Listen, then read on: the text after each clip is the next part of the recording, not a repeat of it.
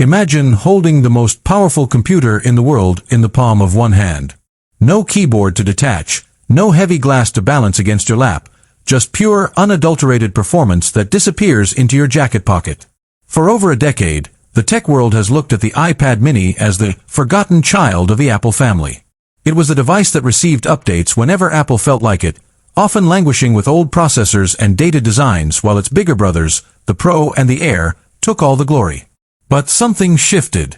A quiet revolution started in the labs at Cupertino, and today, we are standing on the precipice of the biggest leap in portable computing history. Welcome to my channel Tech Launch. Subscribe my channel and click on the bell icon for the new tech updates. This isn't just an incremental update. This is the iPad mini 8, and it is about to change everything you thought you knew about what a small tablet could do. The story of the iPad mini has always been one of defiance. When Steve Jobs famously said that 7-inch tablets were dead on arrival, he set a standard that Apple eventually had to break. Why? Because the human hand hasn't changed, but our digital lives have exploded. We need more power, but we crave less bulk. The iPad mini 8 is the culmination of that paradox. It represents the final bridge between the smartphone and the workstation. If you've been waiting for the one device that can truly do it all, from 8K video editing on a plane to reading a novel in bed without getting a wrist cramp, you are looking at the Holy Grail. Let's talk about the heart of the beast. Apple has finally stopped holding back. In the past, the Mini was always one step behind the silicon curve. Not anymore.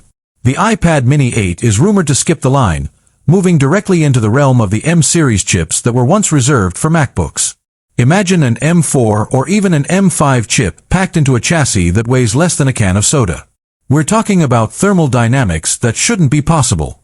We're talking about a neural engine capable of billions of operations per second, tucked away in a device you can use with one thumb.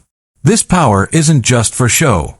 It's for the architects who need to render 3D models on site, the doctors who need instant AI-driven diagnostic imaging in their pockets, and the gamers who demand console-quality ray tracing without being tethered to a wall. But power is nothing without a window to see it through. The display has always been the iPad mini's Achilles heel. We remember the jelly scrolling controversies and the lackluster refresh rates of the past. The iPad mini 8 shatters those limitations.